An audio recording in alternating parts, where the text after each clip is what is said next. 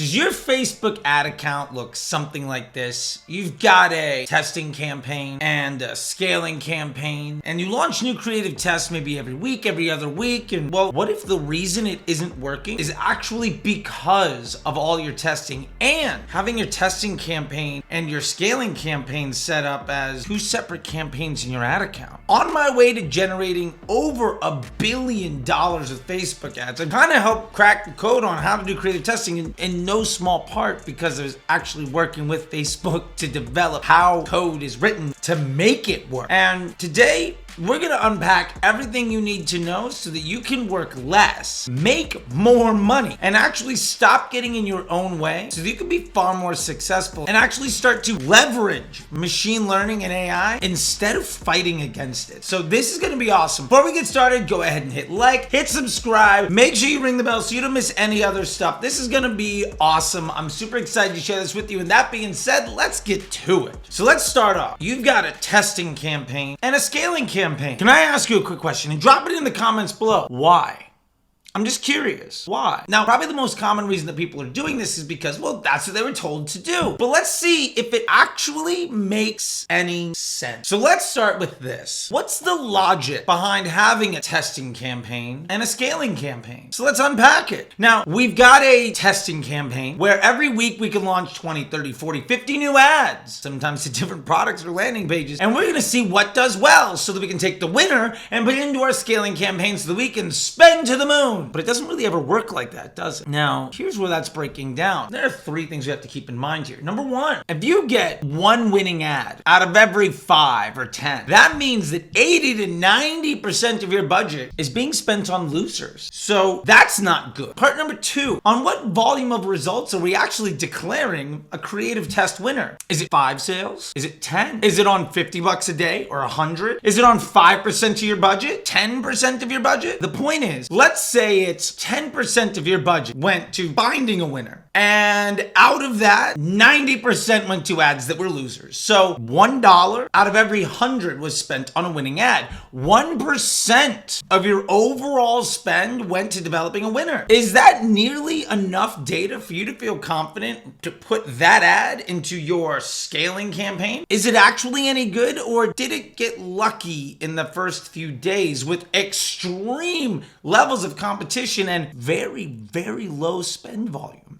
The logic here is, well, if it does good at $50 a day, why couldn't it do well at $1,000? But the problem is the answers to that question is an hour-long conversation itself. There are far more things that could go wrong with an ad when you scale from $50 a day to $1,000 than could go right. Because honestly, that is just getting lucky. That's not a test. That's playing the lottery. That's not very good when you're trying to leverage the scientific method. And you've completely thrown out the concept of machine learning. So you have no idea if these results are sustainable. And let's get to point number 3. Is it actually a winner? If it got you better results on the platform or in your third-party attribution tool, whatever it happens to be, do you actually know what it did to your bottom line? Now, I'm seeing a lot of people talk about the contribution margin of this ad. Do you really know what it is? Do you know the level of impact that ad had on your search volume or on your email or on your organic social? Odds are the answer to that is no. Now, you might say, there's no way we could measure that on any ad. Well, that's not true at all. That's only because your ad account is so complex. You don't actually know the contribution of any ad to your overall omni-channel bottom line. That's a problem. So let's talk about a different way of solving this problem and a better approach. And ultimately, what is a winning ad anyway?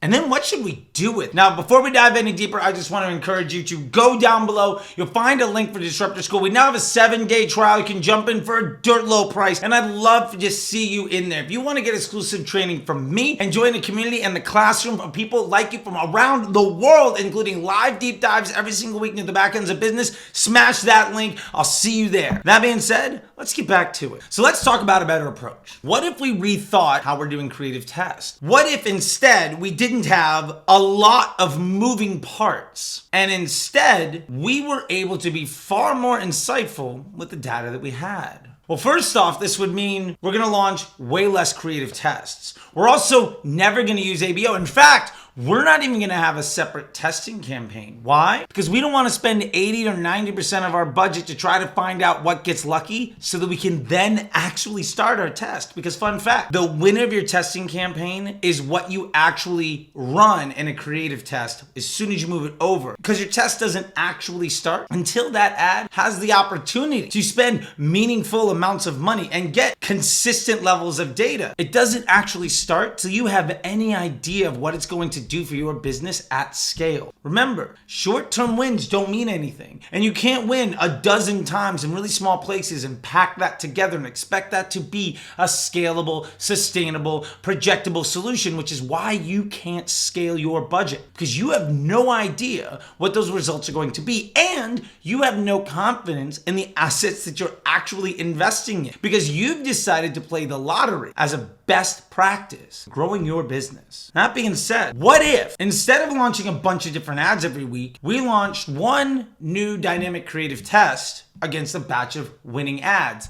in a CBO where Facebook determined where to spend the money? Now, the biggest pushback I get on this is, well, not every ad gets a chance to spend, and I don't know if that ad was any good. Yes, you do. Did it get spent? No, it's not good enough. And the pushback I get on this is, well, as soon as I put it in ABO, it gets a lot of spend and the results are good. Great. At like 5% of the budget. Is it actually spending half of the money you spent today in that separate place? The answer to that is no. So the idea of trying to test it in isolation and then scale your account means all you need is a bunch of little tests in isolation. The more tests you run, the more they're going to cannibalize each other. So the less successful they're going to be, and the less insight you have on how any one of those ads actually impacts your omni-channel marketing. So you don't know if that ad is actually any good, or if it's just something that your Facebook cost cap is running to try to take as much credit for the email and search team as possible. That's not good either, is it? So if instead we built out a really simple system with one dynamic creative where we let Facebook spend the money on the combination of the ad that best fit the end user experience. And then we said, hey, does this actually earn spend? And if the answer is no, well, then the ad's not good enough. And if the answer is yes, and that ad starts to get a bunch of spend and your results get better, hey, look, your winning test is already scaling right away. And fun fact, because you're using dynamic creative, the vast majority of your budget is going to the winning ad. Remember when you were running all that ABO with a bunch of different ads or running for a week where you were playing the lottery to try to get rich? The vast majority of your money was being spent on losers. Now, the vast majority of your money is being spent on winners, or it's not getting spent at all. This is the promise of what cost caps are supposed to do ABO, but instead, we're just letting Facebook say, what do your users want to see? And if it gets more spend, do my business results get better? Well, now we know if this creative test gets more budget, and our business results improve at the same time. Oh, look at that. This ad not only is winning on Facebook, but is also helping our business. Or more importantly, maybe it's a loser on Facebook, but our search volume dramatically went up. And our organic direct volume dramatically went up. And really what we found is something that's amplifying our business model, even though our first party, third party, whatever platform for attribution you want to try to rely on today to get lucky says otherwise. Now you can understand how that test impacts your entire omni-channel marketing, because you don't have 100 different salespeople all knocking on the same doors, competing with each other, and knifing each other in the street to see who gets credit for a sale. And fun fact, the thing that earns spend is also generally what Facebook wants to show its end users. So your CPMs are going to get lower, and your ad account is going to be more stable. And those ads, especially if you want them at broad, aren't going to fatigue. Now the fun thing here is, because we're not launching new creative tests every single week, we're not creating a situation that manufactures ad fatigue. Our ads are going to last for a lot longer. In fact, they don't ever have to fatigue ever again, because you're not launching new things to compete with the old ones, and the old ones are already winning.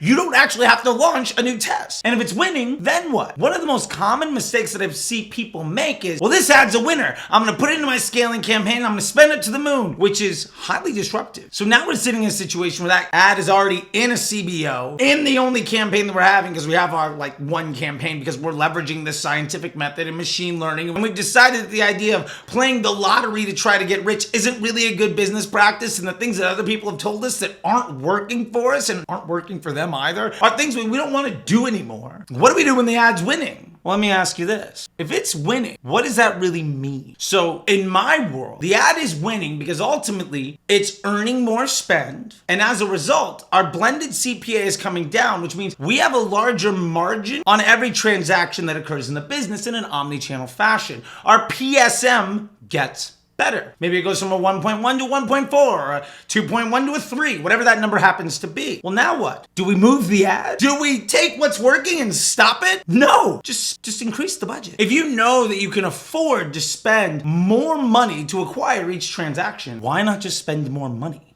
That creative test can actually run for weeks or months. And once you reach the point where, look, I can't spend any more money, I've maxed out my ability to scale my efficiency. What happens if you start to take a look at search and increase the budget there because you just created a lot more volume of opportunity? Well, when you do that, your blended CPA is going to come back down. And I guess that means we can raise our Facebook ad budget again. You can do this over and over for weeks or months and have that creative test not actually ever end, and you don't need to launch a new one. Matter of fact, you don't ever need to launch a creative test until you've maximized your ability at scaling efficiency and volume in an omni-channel fashion. And at that point, when that actually does happen, just take the winning post ID out of that DCT, move into your control environment, the winner's ad set in that campaign, and just launch another one. Maybe you want to launch 2 creative tests at the same time. We just have to understand that we're trying specifically to improve upon one of the ads in our control environment. Even at Broad, some of those ads are prospecting, some are mid-funnel, some are bottom. Which ones do we actually need to do better with? Let's just do a test to try to do better at those. Now we can be incredibly strategic with our creative testing, and we're right. All we need to do is crank up the budget a little bit. You can even automate that so that you don't have to crank up the budget. Now your whole job is every couple weeks, maybe you launch one more creative test because you've reached the limit of your ability to scale the efficiency. And as a result, you need to introduce a new test to try to improve on the assets that Facebook can leverage to improve your marketing efficiencies in an omni-channel fashion. That takes a fraction of the work and gets you much better results.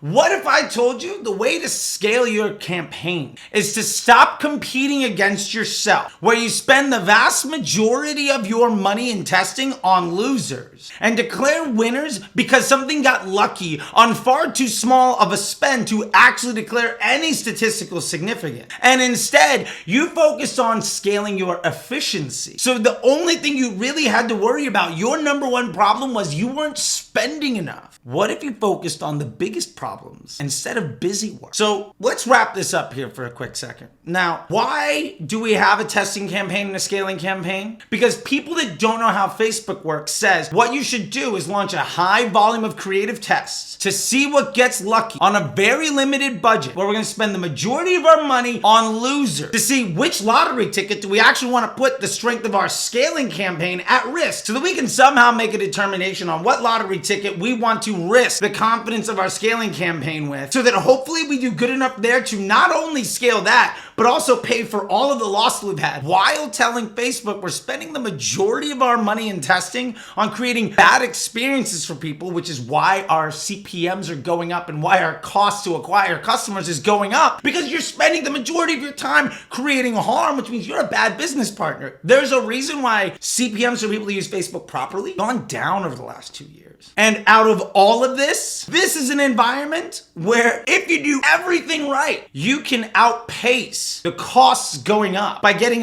lucky enough times, which means you have to do more and more tests more and more often, which means those costs are going to rise even faster, which means that instability is even more, which means you need to test even more things, which means you have an even lower level of confidence in what's actually moving the needle on anything across any channel, which means you have an even harder time actually scaling the budget in a meaningful way. Or you could have an entire Facebook ad account that looks like this: one winner's ad set, 1 or 2 dynamic creatives that try to earn spend from your winners. And if they do, and your overall marketing efficiency across your entire business improves, it's a winner. And if it doesn't earn spend, it's a loser. And if it earns spend, but your overall efficiency omni-channel gets worse, it's not good for you. You could actually have everything as simple as a sticky note. But instead, you're designing a system that makes you work harder and harder, to pay more and more, to have less and less confidence, and then complaining that the costs are rising with a machine that's only getting smarter because you're not actually using the machine. You're fighting the wind and then complaining when you're losing the fight, which ultimately doesn't actually make much sense at all. Now, if you want things to make even more sense, down below you'll see a link for Disruptor School. You can check it out. There's a 7-day trial. You can cancel anytime on that. There's also quarterly billing options if you want to save some money. So check that out. Also below that is the Facebook Ads MBA program, a link to my newsletter. You can also grab some merch or sign up for one-on-one consulting so that we can dive into the back end and actually unpack all of this really bad advice. The people that don't really know how Facebook works have somehow talked you into trying to set your campaign up and ultimately get you to a place of more success with less stress, where you don't have to work nearly as hard and you can make way more money and spend the vast majority of your time fixing things that actually matter in your business, or just enjoying life some more. Because the honest truth is, you deserve it.